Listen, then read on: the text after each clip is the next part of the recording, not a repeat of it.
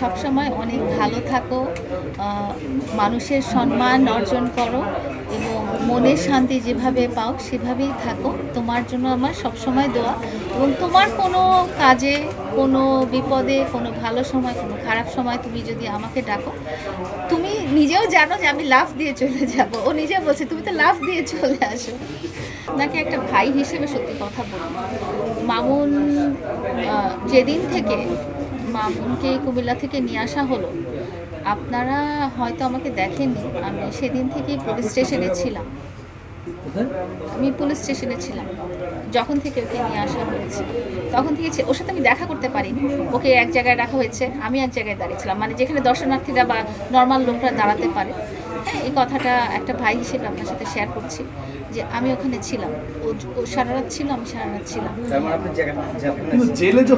জেলে তো আমার যাওয়ার অবস্থা বাসাতে আমি ঘুমাই। সত্যি কথা, আপনারা যদি আমাকে রাত 2টা 3টা সবসময় দেখবেন যে আমি অনলাইন আছি, কারণ হচ্ছে আমি ঘুমাইনি। আমি কোনো কিছুই আজকে আপনাদের কারো ফোন ধরিনি, আপনাদের কারোর সাথে কোনো ইন্টারভিউ দিইনি, কারোর সাথে কোনো কথা বলতে আসিনি। আজকে ও যখন আল্লাহর রহমতে, আল্লাহর অশেষ রহমতে ও যখন আবার নর্মাল লাইফে আসছে, তখন কিন্তু আমি বলেছি যে আমি সবার সাথে কথা বলবো। কারণ লাইফে কিভাবে আসে, আমার লাইফে না, মানে ও নর্মাল লাইফে এসেছে। হ্যাঁ, তো তখনই আমি আপনাদের সাথে, কারণ আপনারাও কিন্তু আমার প্রিয় মানুষ। হ্যাঁ, আপনারা অনেকেই ফোন করেছেন, মেসেজ করেছেন। আমি ওই অবস্থাতেই নাই যে আমি একটা মানুষের সাথে যে আমি ওইভাবে কথাগুলো বলবো। আপনি বললেন আল্লাহর রহমতে নর্মাল লাইফে আসছে।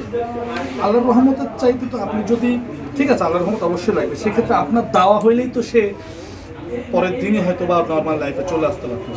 সেখানে আপনি আল্লাহর রহমত পর্যন্ত ওয়েট করলেন কেন? আসলে আল্লাহর রহমত পর্যন্ত ওয়েট করলাম কেন, মানে এখানে আইনের যে ব্যাপারগুলো আছে, এটা আমি আসলে আমার অতটা জ্ঞান নেই। এবং আমাদের আপনাদের মধ্যে একবার বলতেন আপনি মামলা উঠায় নিলাম, আমার করতে মানে ইয়া থেকে বের করে দিতে। এখানে মনে হয় কিছু আইনগত জটিলতা আছে যেটা আমি বলতে পারছি না। আমি আসলে ক্লিয়ার না হয়ে এই ব্যাপারটা কথা বলতে পারবো না। এটার মধ্যে মনে হয় কিছু একটা জটিলতা আছে যেটা আমি জানি না বা আমার জানা নেই। এটা আমার লয়াররা বা মামুনের লয়াররা হয়তো আপনাকে ভালো করে বলতে পারবে।